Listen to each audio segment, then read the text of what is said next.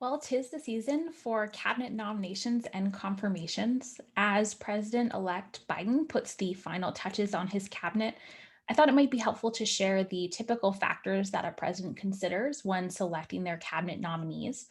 Typically, there are four factors, and then there's usually some sort of X factor at the end. So, first, most presidents look for candidates that have experience and knowledge and expertise required for that particular position. It sounds basic, but qualifications should not be overlooked. Second, most presidents select people that look different, act different, think differently, and come from different backgrounds than they have and than the other secretaries have as well. Good leaders should surround themselves with people with different ideas and diverse perspectives and who aren't afraid to disagree with them. Third, presidents choose secretaries that help build coalitions both within their own party, but also within the nation. Now, this can be considered political or cynical, but it's actually good common sense to take the opportunity to rally support behind a shared goal or purpose.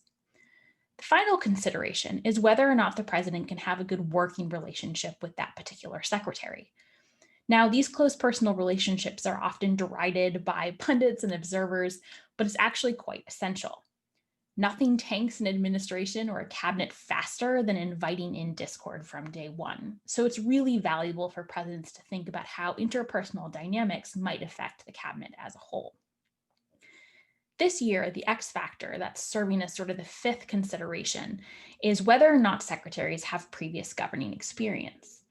With the country facing several crises that probably require federal intervention, the absolute gutting of our institutions and civil servants, and the obstacles that Trump's administration is putting up towards the transition, Biden seems to be prioritizing people with government experience who know how the actual departments function.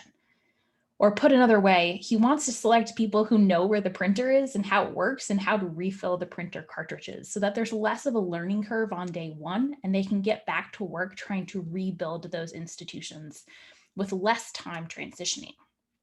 So I hope this brief explanation is helpful as you think about President Biden's forthcoming cabinet and all past historic cabinets as well.